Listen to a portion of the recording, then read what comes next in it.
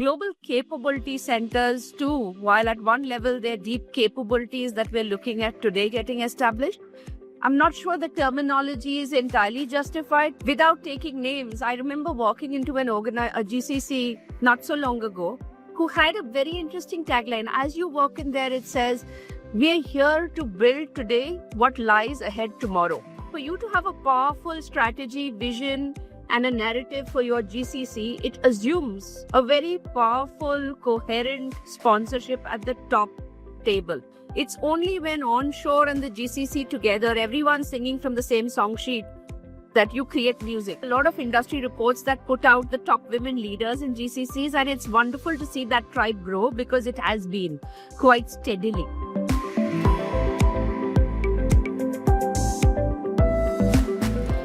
Hello all.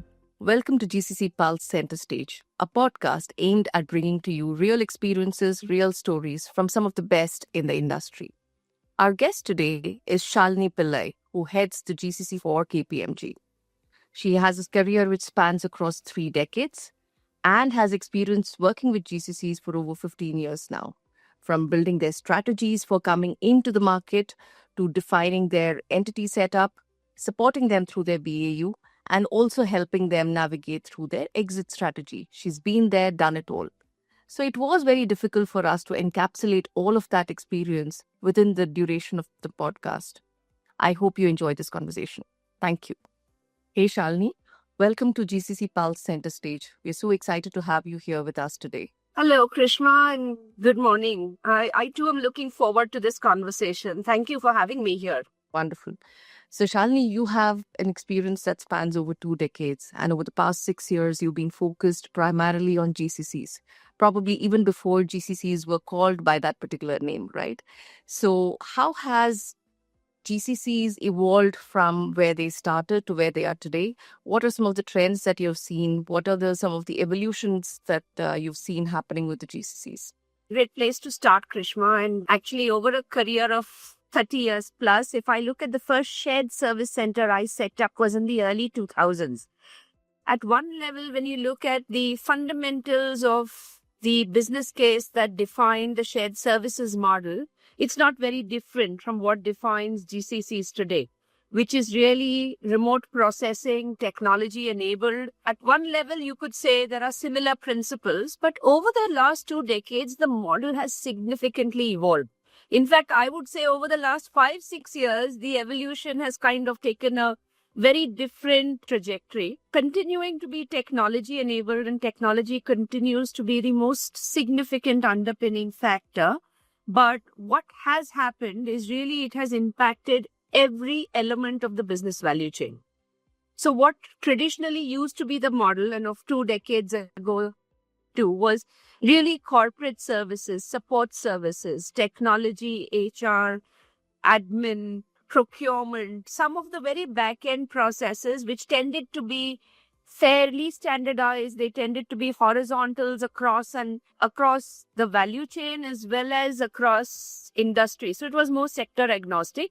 But increasingly today, with technology being all pervasive, impacting core businesses, core processes, the model has evolved where GCCs are far from doing what was called back office then. So you've seen the terms also evolve, right? Some back office centers and the BPO industry to lots of different terms that have evolved over the years. Global capability centers too, while at one level they're deep capabilities that we're looking at today getting established. I'm not sure the terminology is entirely justified, but let's, for practical purposes, stick with that for just now. Move from what was back office, what was run of the mill, what was sector agnostic, what was, rule-based processing, to stuff that is really front end and core to the business. Stuff that has huge business context, but tech enabled. And that's the one significant change in this evolution that one has seen. Very well summarized, Shalini. And I think GCCs have truly evolved from what they were called as the cost centers to being the innovation centers or the value centers, wherein they are no longer talking just technology, but then, as you rightly pointed out, a domain-focused technology center, wherein they're adding value directly to the business. So now you spoke about the strategy, you spoke about technology decisions right? But then the underlying factor is obviously the talent management and the workforce that you speak about. Yeah. What are the things which you have seen successful GCCs doing from the way they had initially set up and the way they had done their BAU with respect to talent management? Because ultimately, how do you attract the right kind of people? How do you retain them? And how do you make sure that there is a clear career path which is available for them is very critical for GCCs to be successful and have the people who are ready to do the or implement the strategy and the goals which they've been formed for. So I think, at one level, irrespective of a GCC that was set up 20 years ago or one that's coming in today, I think one really compelling piece that one has to keep in mind is what is the strategic narrative and the purpose with which you're setting up this GCC. We quite often have to remind players who've been around for 15, 20 years to say, is your purpose very well articulated and understood? Or have you become a run-of-the-mill delivery organization that is actually supporting global and doing a bunch of things, but you've grown in size and scale, but do your employees and does the talent pool understand your core proposition? So I believe the strategy and vision for the center, the objectives and the outcome you're trying to achieve continue to be, in my mind, the most significant element as you put out your EVP there before the talent pool. If you look at the newer players, they're coming in a more digital native kind of environment. So they're coming in with very niche, specific, defined purposes. Like, GCCs of today don't come in to do it all. They're coming in very purposefully to say, here's what I want to establish and get out of my center in India. These are the niche, deep capabilities I want to build. And here's how I'm going to impact the future of my organization globally. Without taking names, I remember walking into a GCC not so long ago who had a very interesting tagline. As you walk in there, it says, we are here to build today what lies ahead tomorrow. So if you think of it, it's quite interesting, right? It's a nice, catchy tagline, and yet it says a lot because it's saying that you're here to shape the future or the digital future of this organization. So it's an interesting one, and I think it's really powerful because talent of today, as they come in, they continue to want to be able to relate to how are they going to feed into that organization purpose? What's that difference they're going to make? And I think that continues to be the single most powerful piece. Of course, all else being equal, there's a lot you need to do in terms of whether it is all the other employee benefits that you put out. If you want to compete, you want to attract talent, you've got to have that. I think another important factor would be the global sponsorship, right? And how well does the people in GCCs feel integrated to the organization, the global organization? Yeah. So how important do you think is global sponsorship, and how have successful GCCs adopted that, and how have they structured their organization to make sure that they are one ecosystem, having a cultural collaboration and integration? Very critical. And it's a great question because when I spoke of the previous point on strategy, vision, purpose, it kind of goes hand in hand with the whole dimension of sponsorship. Because for you to have a powerful strategy, vision, and a narrative for your GCC, it assumes a very powerful, coherent sponsorship at the top table. It cannot be a functional sponsorship. It necessarily has to be the global CEO and his or her executive team that is bought into how and why the GCC is going to make a difference to their global objectives, their strategy, their roadmap. So it has to be a shared vision at the top. So that's the first point I'd make because, Krishma, we've seen GCCs come in who've had functional sponsorship from either a CFO or a CIO or a CHRO. And don't get me wrong, but they tend to be a little siloed and limited in the way they pan out. The messaging across the organization, the way it gets cascaded down, has limitations. It does not necessarily come through holistically. So when you talk of GCCs making a difference across the end-to-end business value chain, for that to truly be enabled, you need sponsorship at the top that's going to actually make that happen. If it is functional and siloed, you're not going to make that impact. You're not going to be able to transform like you want to. So that's the first point I'd make is that sponsorship has to be across the entire organization. It has to span the organization's value chain. The second, and again, lot spoken of in terms of a GCC leadership in India being completely aligned, having not just a seat, but also a voice at the top table. Now, again, that's a really important consideration, because if you think about it, the whole model of offshoring to India, where you actually had project-based work, slivers of work getting offshore, it was a parent and a service provider kind of relationship which moved to an SLA model. But if you actually want to transform, you want to work on this to make an impact that you really need to at a business level, the GCC has to be a seamless extension of how the global organization works.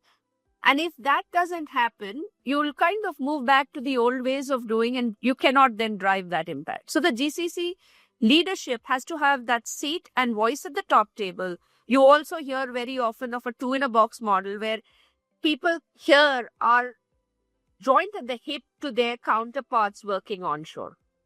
So that together you have shared objectives, shared KPI, shared KRAs, and you are all working towards a common objective and common set of outcomes. It's only when onshore and the GCC together, everyone singing from the same song sheet, that you create music, right? So otherwise it's going to be cacophony and it's going to be completely suboptimal. So I think those are a few dimensions I'd say. So sponsorship, absolutely critical. And sponsorship has to be such that it is for the long haul. This is not about setting up a GCC and over 3 to 5 years getting some significant cost advantage. That's not what this is about. You've got to see the purpose with what you're setting up and have a long haul vision to say, how is this going to pan out? What does the trajectory look like? How does that trajectory align to the organization's global trajectory? And only then does sponsorship really play in an effective way. It's not for here and now. We're committed for the long haul. We're here in this together to see the global organization succeed and be positioned very different from a competitive standpoint. So sponsorship, absolutely critical, without which you're not going to have the strategy and the vision, without which your roadmap could be a little suspect. Beautifully put, Shalini, and I love your reference to the single song sheet, right, wherein everybody is referring to the same song sheet. And I think it's also important for a GCC to be successful is that there is an understanding as to the pitch at which everybody can sing from that song sheet so that we can leverage each other's benefits. And that's where a successful sponsorship comes from. You touched upon the fact GCCs which are now coming in have a lot more clarity in terms of what they want and how they want to position themselves, right? There are still GCCs which are struggling, right? Even the ones which have recently set up, they're still struggling. So what are the common pitfalls which you see they getting into? How can they be avoided? Those who come in today, if they don't have clarity of purpose and what they're here to do over a longer period, they will struggle, because you're going to set up something in a more myopic manner for here and now, and beyond that, you're not sure where this is going. Without taking names, again, a couple of examples. We've seen GCCs who've come in, set up a 3, 4, 500 people center, and to a certain point done quite well, demonstrated the savings, beyond which, if they don't have the sponsorship, if they don't have the vision of what else and how are they going to grow, your ability to convincingly show your teams a career path, a longer roadmap, what the future holds for them, how are you going to innovate, scale up, grow, all of that starts coming under pressure. Your ability to then retain and hold on to these people becomes a challenge. Your costs begin to escalate because you're going to have to do something to retain people.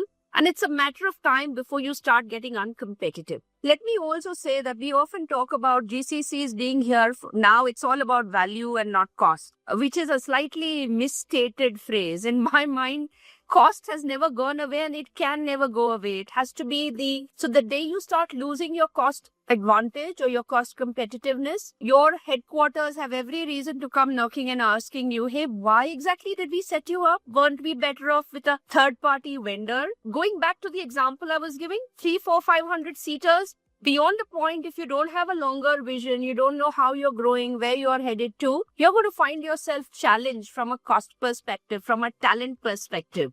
And those become a problem. Wonderfully put, Shalini.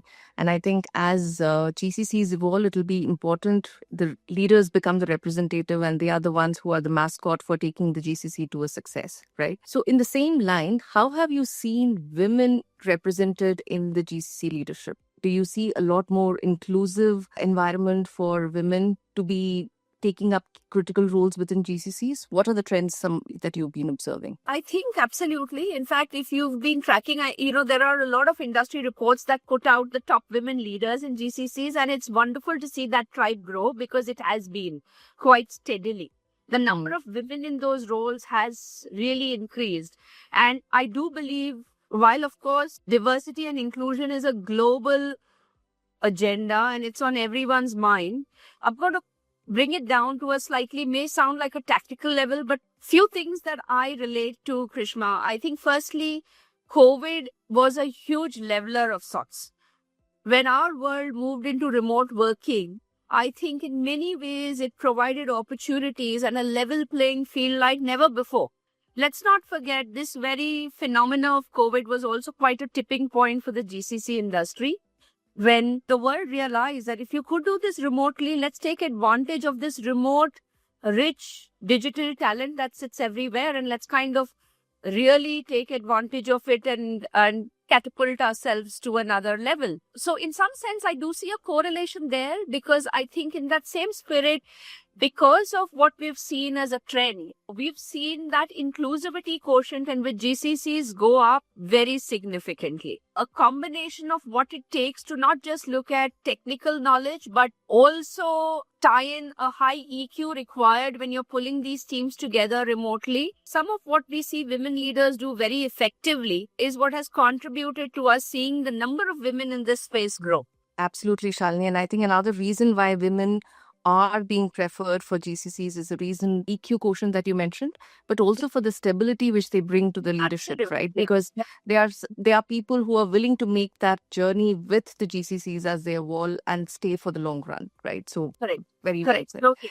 Totally. I'm sure we can have this conversation for another hour and you'll have a lot to talk. But then just to make sure that, there is some fun elements being built in, let's do a little bit of a rapid fire and then quick answers for some quick questions. What is the biggest myth about GCCs? Despite everything I spoke of, the fact that GCCs are actually processing back office, back end roles and still doing transaction processing continues to be a myth in many pockets, sadly so. If you had to recommend one book for the GCC leaders, what would it be? Many come to mind, but I'm a huge Simon Sinek fan. So I would say The Infinite Game. Quite relevant in terms of what it talks about on changing mindsets and how you need to align, adapt. And it's not applicable only for GCCs, but it is No, it's applicable not. for any leadership role that Absolutely. you would be playing. So, Absolutely. Yeah. wonderful. What would be the most underrated function within a GCC which people don't focus on much? I do believe that the human resource element could be given even more importance than it does. It is important, but I think how you're going to manage and gear up for the future talent, how you're going to make sure your workforce strategies are agile enough is really critical. Let's say if you had a magic wand, you could grant a wish for the GCCs. What is the one thing which, through that wish, would change the ways the GCCs are today?